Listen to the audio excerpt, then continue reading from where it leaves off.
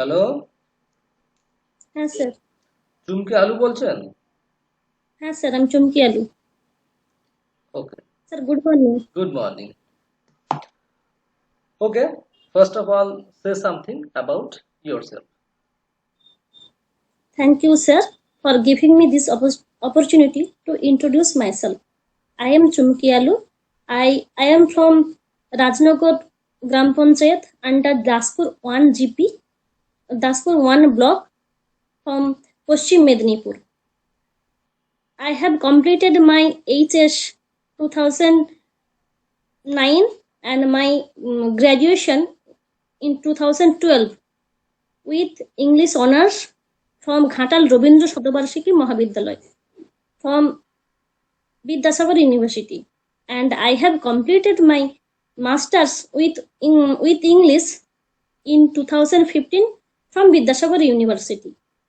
I am an ICDS worker in since 2010. Since sir 2015, I have preparing from many different government jobs. I am hardworking and a self-motivated person. That's all about me, sir. Okay, so as far as I can see that you completed your graduation on English subject. Yes, sir. Okay, so mm, there is a quotation in English: "Hell is empty, and all the devils are here." Hell is empty, and all the devils are here.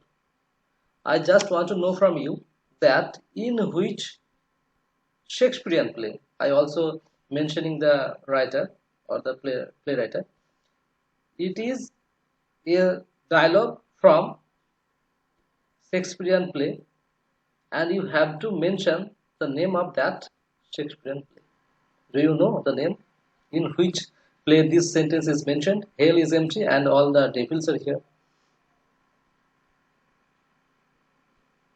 No, sir, I cannot remember it. Okay, okay. Can you mention in five plays of Shakespeare? Sir, There are that lots is, of sir, plays written by sir, William Shakespeare. Macbeth. Okay, say. Yes, sir. Macbeth, Hamlet, Othello, King Lear, Merchant of Venice. Okay. Okay. Can you mention any other two plays written by another playwright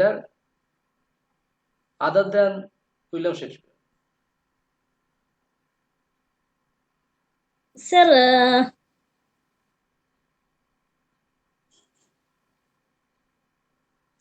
Christopher Marlowe, Caesar and Cleopatra, and sir, Edward II. Okay. Uh, there is a saying modern English drama. So, Yes, sir. what is the modern English drama, or what do you know about modern English drama? Is there any specific features or something else? Do you know? Sir, I cannot remember it. Okay. Any example? Do you mention?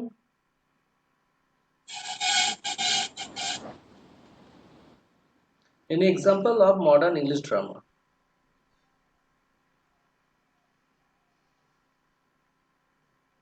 No, sir. Okay. আচ্ছা, তো আপনি পশ্চিম মেদিনীপুর থেকে, তাই তো? হ্যাঁ sir, পশ্চিম মেদিনীপুর। আচ্ছা, ঠিক আছে। আচ্ছা, আপনার পার্শ্ববর্তী যে জেলা, অর্থাৎ হ্যাঁ পূর্ব স্যার। মেদিনীপুর, হ্যাঁ স্যার। এই পূর্ব মেদিনীপুর জেলার চতুর্সীমাটা বলতে পারবেন? নো স্যার, আচ্ছা, মনে আপনার পড়ছে না। জেলাটা? হ্যাঁ স্যার। আচ্ছা, স্যার, আমার পশ্চিম মেদিনীপুর জেলা। পশ্চিম মেদিনীপুর জেলার পূর্ব দিকে রয়েছে হাওড়া, পশ্চিম দিকে রয়েছে ওড়িশা, বিহার, উত্তর দিকে রয়েছে স্যার হুগলি জেলা এবং বীরভূম জেলা, এবং দক্ষিণ দিকে রয়েছে পূর্ব মেদিনীপুর। আচ্ছা আচ্ছা, আমাদের ভারতবর্ষেরও চতুর্সীমা তো আছে অবশ্যই, হ্যাঁ স্যার। কিন্তু আমি জানতে চাইছি যে আমাদের দেশের হ্যাঁ স্যার। চারদিকের একদম শেষ প্রান্তটা কি কি আছে? স্যার শেষ প্রান্তে রয়েছে ইন্দিরা পয়েন্ট রয়েছে, কোন দিকে ওটা? তামিলনাড়ুর শেষ প্রান্তে হ্যাঁ স্যার, দক্ষিণে, একদম দক্ষিণে আহ, ইন্দিরা পয়েন্ট রয়েছে। আচ্ছা, আর চারদিকেরটাই জানতে চাইছি আমি, উত্তর পূর্ব পশ্চিম। হ্যাঁ স্যার, চারদিকে পূর্ব দিকে রয়েছে স্যার বাংলাদেশ, নেপাল। না, না ভারতের স্যার, সীমার নেপাল। মধ্যে যেটা পড়ছে, বাংলাদেশ তো নিশ্চয়ই ভারতের সীমার মধ্যে পড়ছে না? উত্তর দক্ষিণ পূর্ব পশ্চিম, এটা মানে এই দিক অনুসারে ভারতীয় শেষ সীমা কি পড়ছে, এটা জানতে চাইছি। স্যার, উত্তরে, উত্তরে স্যার সিকিম, ভারতবর্ষে। নেপাল। ভারতবর্ষের স্যার উত্তরে নেপাল আছে, কিন্তু নেপাল, পশ্চিমে রয়েছে পাকিস্তান। কিন্তু নেপাল তো পার্শ্ববর্তী দেশ হয়ে, আমি বলছি ভারতবর্ষের শেষ সীমানা হিসাবে কোন জায়গাটা আছে, এটা হলো আমার প্রশ্ন। ওটা তো পার্শ্ববর্তী দেশ হচ্ছে আমাদের, তাই না? আমি এটা জানতে চাইছি যে ভারতীয় শেষ সীমা হিসাবে উত্তরে কি আছে, দক্ষিণে কি আছে। যেমন উত্তরের ক্ষেত্রে আমি যদি বলি যে আপনাদের শ্রীনগর আছে, ঠিক আছে, সেরকম ভাবে দক্ষিণে কি আছে, পূর্বে কি আছে, পশ্চিমে কি স্যার, আছে। রাজ্য হিসেবে বলবো, রাজ্য। আচ্ছা, রাজেশ ভাই বলেন। রাজ্য হিসেবে তো হ্যাঁ শ্রীনগর বলা যেতে পারে, শ্রীনগর। আর উত্তর পূর্বে হতে পারে স্যার ত্রিপুরা হতে পারে, পশ্চিমে স্যার রাজস্থান হতে পারে, দক্ষিণে তামিলনাড়ু, আহ, আর দক্ষিণ পশ্চিমে স্যার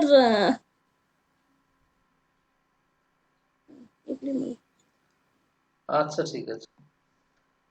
আচ্ছা, আহ, আমাদের যে শ্রীমতী প্রতিভা দেবী প্যাটেল ছিলেন, উনি, ওনাকে কি হিসাবে আমরা চিনি? উনি স্যার ভারতের রাষ্ট্রপতি ছিলেন, মহিলা রাষ্ট্র, প্রথম মহিলা রাষ্ট্রপতি। আচ্ছা, কততম ছিলেন উনি? মহিলা হিসাবে প্রথম, কিন্তু প্রেসিডেন্ট হিসাবে তাহলে কততম ছিলেন? উম, স্যার 12তম। আচ্ছা, উনার আগে এবং উনার পরে কারা ছিলেন?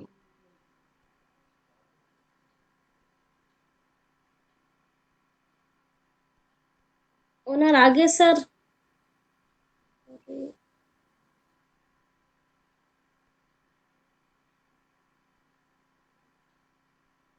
সরি স্যার, আগে প্রণব মুখোপাধ্যায়, না, পরে প্রণব মুখোপাধ্যায়, আগে হচ্ছেন পিভি নরসিংহ রাও।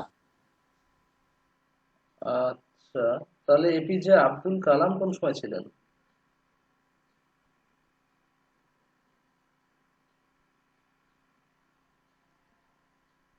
ওনার স্যার আগে। মানে শ্রীমতী প্রতিভা দেবী প্যাটেলের আগে ছিলেন এপিজে স্যার। আচ্ছা আচ্ছা, আমাদের দেশের প্রেসিডেন্সিয়াল ইলেকশন শেষবার কত সালে হয়েছিল? 2019। 2019। আর লোকসভা ভোট মনে কবে হচ্ছে হয়েছিল?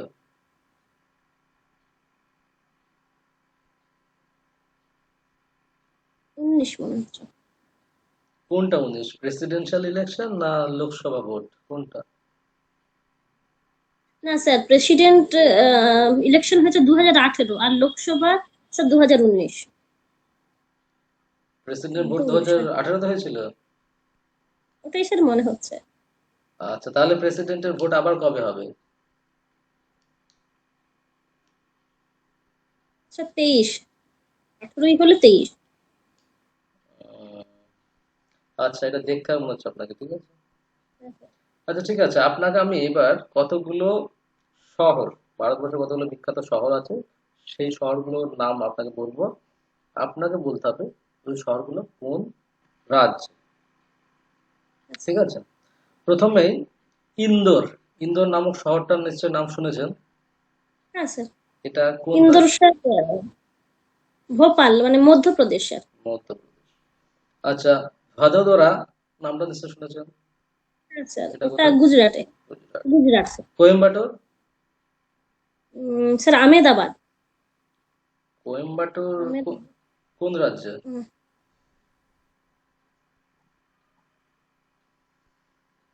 ওটা স্যার ছত্তিশগড় হতে পারে। না, ছত্তিশগড় নয়, অন্য কিছু। না স্যার, মনে পড়েছে না। আচ্ছা, কানপুর। কানপুর উত্তরপ্রদেশের। আচ্ছা, আর মাদুরাই? ওটা স্যার তামিলনাড়ু। তামিলনাড়ু। এবং কোয়েম্বাটোরটাও তামিলনাড়ু, তাই না? আচ্ছা। আচ্ছা,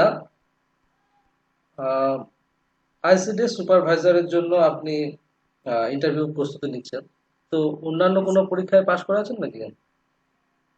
স্যার আমি প্রাইমারি টেটে পাস করেছিলাম, ইন্টারভিউ দিয়েছিলাম, এবং আপার প্রাইমারি টেটেও আমি পাস করেছিলাম।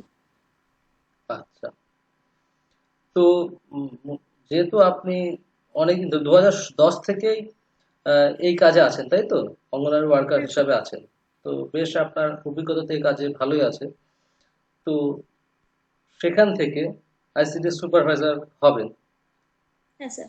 আমরা ইচ্ছা প্রকাশ করছি আপনি অবশ্যই জয়েন করুন সেই হিসাবে। এটা খুবই ভালো একটা ডিজার্ভিং ব্যাপার স্যাপার। তো দুটো ব্যাপারে আপনি নোটিস করছেন বা করবেন, তাই না? একজন অঙ্গনওয়াড়ি ওয়ার্কার হিসাবে এবং এখন একজন হ্যাঁ সুপারভাইজার হতে যাচ্ছেন। তো দুটো ব্যাপারটা আপনার কেমন মনে হচ্ছে আর কি, যে একজন অঙ্গনওয়াড়ি ওয়ার্কার থেকে একজন আইসিডি সুপারভাইজার হওয়ার? হ্যাঁ স্যার, প্রথমত বলি যে আমরা যে আইসিডিএস ওয়ার্কার হিসেবে কাজ করি, সেটা একদম তৃণমূল স্তরে। ধরুন কোনো যদি সমস্যার সম্মুখীন হই, বা কোনটা ধরে মনে হয় যে এইটা পরিবর্তন আনতে হবে, সেটা আমরা স্যার আমরা আমাদের সুপারভাইজার দিদিকে বলি। কিন্তু মানে নিজেরা আমরা ব্যক্তিগতভাবে যে সেই পজিশনে থাকলে যে আমরা করতে পারবো, সেইটা আমরা স্যার করতে পারি না। আমার মনে হয় আমি যদি আইসিডি সুপারভাইজার হই, আমি স্যার অনেকটাই সাহায্য করতে পারবো গ্রামবাসীদেরকে, বা আমার বেনিফিশিয়ারিদেরকে আমি সাহায্য করতে পারবো। মানে কাজের স্যার আচ্ছা, পরিধিটা আমাদের আইসিডিএস ওয়ার্কারের ক্ষেত্রে ছোট, এবং সুপারভাইজারের ক্ষেত্রে অনেকটাই বড়। মানে আমরা বিভিন্ন জায়গায় বলতে পারবো, আমাদের বলার স্কোপটা থাকবে সুপারভাইজার হলে। আচ্ছা, তো এরকম কোনো পরিস্থিতি হয়েছে যে আপনি আহ, এই ওয়ার্কার হিসাবে আছেন এবং কোনো হ্যাঁ স্যার। কিছু মনে হচ্ছে যে বেটারমেন্ট করার দরকার, এবং আপনি আপনার সুপিরিয়রকে বা এই সুপারভাইজারকে জানিয়েছেন সেরকম কিছু, বা সেটা সেই বিষয়টাই বাকি? হ্যাঁ স্যার, মূলত আমার মনে হয় যেটা দরকার, মায়েদের হেলথ হাইজিনের ব্যাপারটা খুব জরুরি, যেটা আমি আইসিডিএস ওয়ার্কার হিসেবে অনেকটাই পেরেছি। কিন্তু ধরুন স্যার, যেটা যদি ব্লক হিসেবে যদি যেই আলোচনা সভাটা বড় করে পাড়ায় পাড়ায় গিয়ে যদি সুপারভাইজার বা কোনো অফিসার হিসেবে আমাদের সাথে যোগ দিয়ে করেন, আমার মনে হয় কাজটা আরো ভালো হবে। আচ্ছা, তো আপনার যিনি সুপারভাইজার আছেন উনি কি আপনাকে হ্যাঁ স্যার। যথাযথ সেই ইনফরমেশনটা দেন না, যেটা ওনার সঙ্গে আলোচনা হয় বলে কি মনে হয় আপনার? না, আমার সুপারভাইজার প্রচুর কোঅপারেটিভ রয়েছেন। ম- মোটামুটি আমি যেটা বলতে চাইছি স্যার, যে যদি আরো বাড়ানো যায় তাহলে কাজটা আরো ভালো হয়। মানে ধরুন যেটা মাসে যদি একবার অন্তত প্রত্যেকটা জায়গায় মানে পাড়া ভিত্তিক করা যায়, সেটা অনেকটাই ভালো হয়। আচ্ছা, তাহলে আপনি একজন যখন আইসিডি সুপারভাইজার হবেন, তখন তাহলে কোন কোন ব্যাপারটা বেশি করে দেখতে চাইবেন, যে যেটা মনে হচ্ছে যে এখান থেকে আপনি করে উঠতে পারছেন না? আমার মনে হয়েছে স্যার, প্রথমত পুষ্টি এবং হাইজিনের ব্যাপারটা প্রথমত আগে প্রাথমিকভাবে দেখা উচিত। ওটা কারণ কি অনেক এখন মাই সেইভাবে রয়েছেন দেখা হচ্ছে এখন। না? স্যার হয়, কিন্তু আমার মনে হয় এখনো কিছুটা রয়ে গেছে। আচ্ছা। সেই জন্য এখনো ধরুন কিছু কিছু এলাকায় রয়েছে, এখনো সেরকম ভাবে তারা পরিষ্কার পরিচ্ছন্ন মেনটেন করে না, এটা আমার মনে হয় আরো জরুরি। আচ্ছা, ঠিক আছে। আচ্ছা, শিশুর পুষ্টি কি মায়ের পুষ্টির উপর নির্ভর করে? হ্যাঁ স্যার, অনেকটা বেশিরভাগটাই। মা যদি স্বাস্থ্যকর খাবার দাবার খায়, তাহলে শিশু তো সঠিকভাবে পুষ্টিকর ভাবেই বেড়ে উঠবে, সেই জন্য অবশ্যই জরুরি। তো সেই ক্ষেত্রে কেমন পুষ্টি মাকে নেওয়া উচিত, বা কেমন খাবার দাবার খাওয়া উচিত? হ্যাঁ স্যার, আমি বলবো আমাদের আইসিডিএস সেন্টারে যে খাবারগুলো দেওয়া হয়, যেমন খিচুড়ি, ডিম, আর ছাতু দেওয়া হয়, সয়াবিন সয়াবিন দিয়ে খিচুড়ি হয় এবং সবজি থাকে। তো সেইটা অবশ্যই খাওয়া উচিত।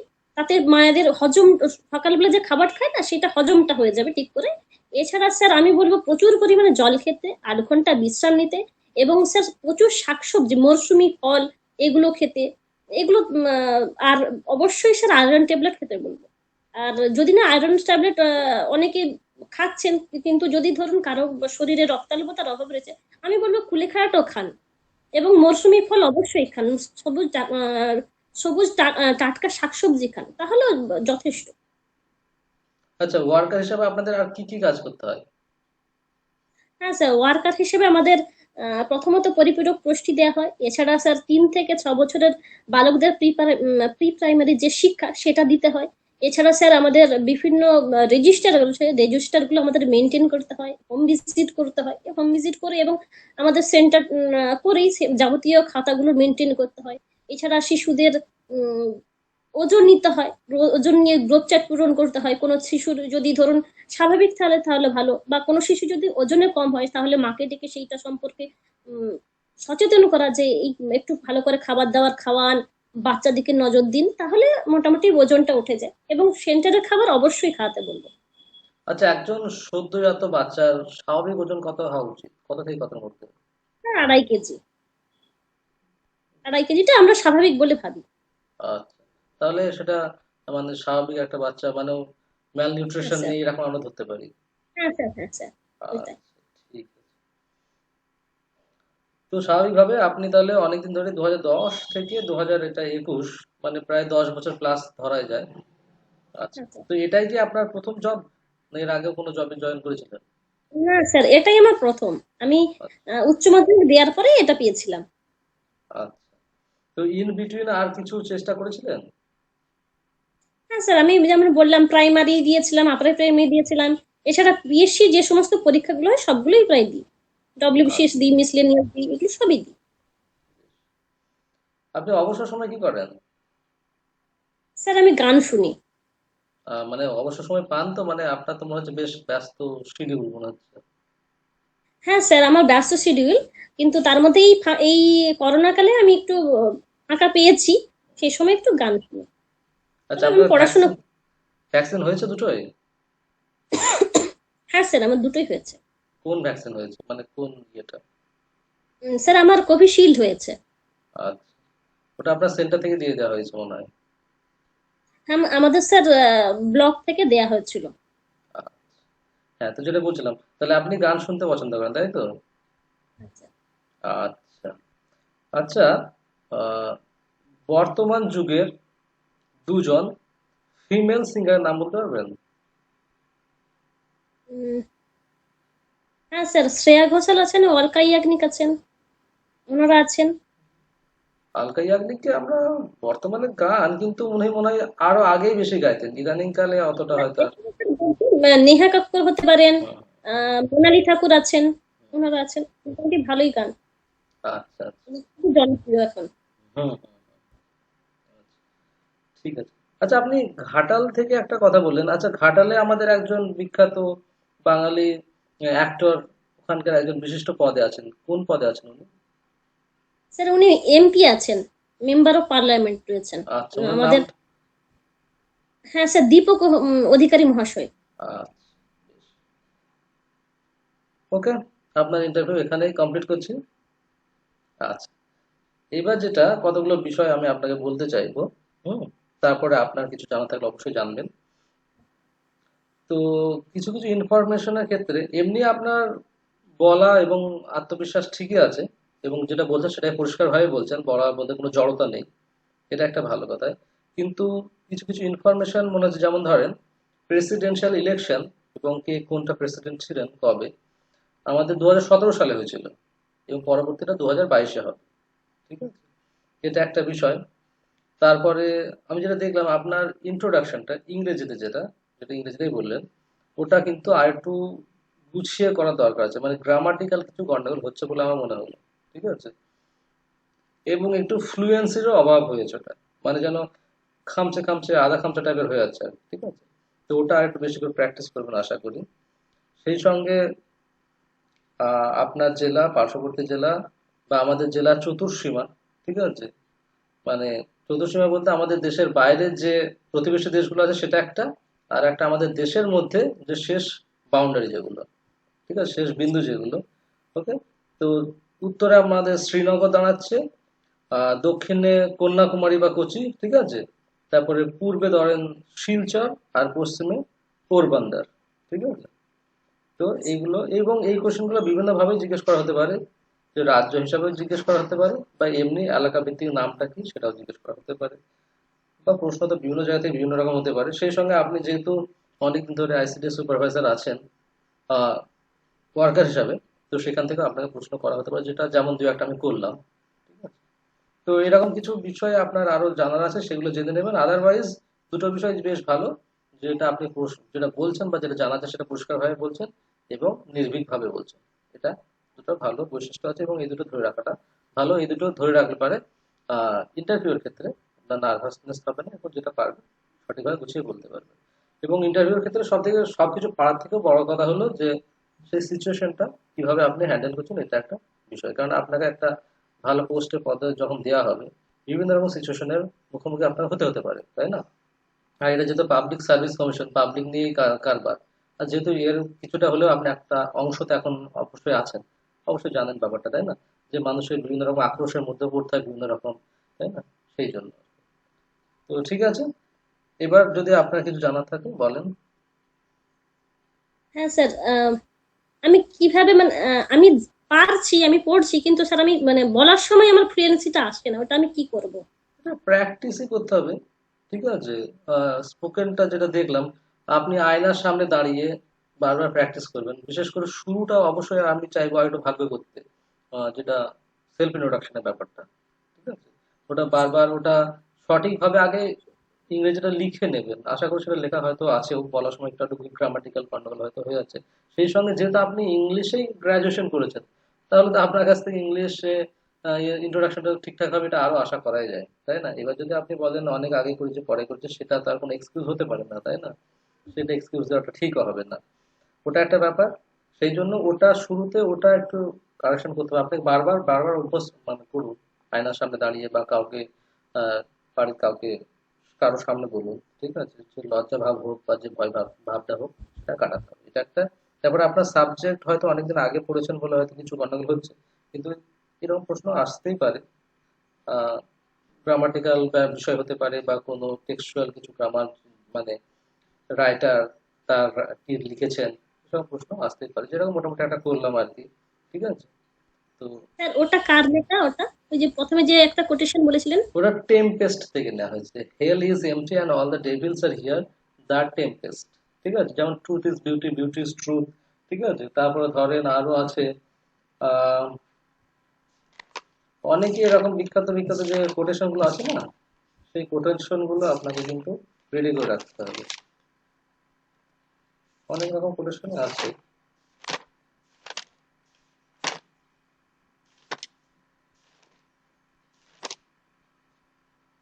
আচ্ছা, আমি নাহলে একটা ছবি তুলে আপনাকে পাঠিয়ে দেবো, আমার কাছে যে কয়েকটা আছে আর কি, ঠিক আছে। হ্যাঁ স্যার, এরকম বিভিন্ন কারণ রকম। আমার কাছে নেই, আর আমি ওটা পড়িনি। আচ্ছা, ঠিক আছে। ওটার এখন পড়া নেই। স্যার হ্যাঁ, ওভারঅল আমার, স্যার আমার ওভারঅল পারফরমেন্সটা একটু যদি বলেন। ওভারঅল ত্রুটিগুলো পারফরমেন্স, হ্যাঁ এটা আহ, খুব একটা ভালো আমি বলতে পারছি না, ঠিক আছে।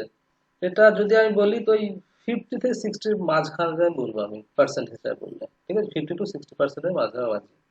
তবে এটা বেটারমেন্ট করার অনেক জায়গা আছে, সেগুলো আপনাকে করতে হবে। কেননা প্রথমেই ধরেন আপনার ইন্ট্রোডাকশনটা একটা খুব একটা পোক্ত হলো না। তারপরে আপনাকে যে এরিয়া ভিত্তিক যে কোশ্চেনটা করলাম, সেটাও খুব একটা ইয়ে হলো না। ইলেকশন যে বিষয়টা জিজ্ঞেস করলাম, প্রেসিডেন্সিয়াল ইলেকশন, সেটা। তারপরে ধরেন আহ, শহর এবং রাজ্যের ক্ষেত্রে তামিলনাড়ুটা একটা মিস হয়েছে, ওটা কোয়েম্বাটোরটা। তারপর হ্যাঁ, আপনার সাবজেক্ট বিষয়ে যে প্রশ্নগুলো করলাম, খুব একটা আনসারটা গুছিয়ে গুছিয়ে কিন্তু আসেনি।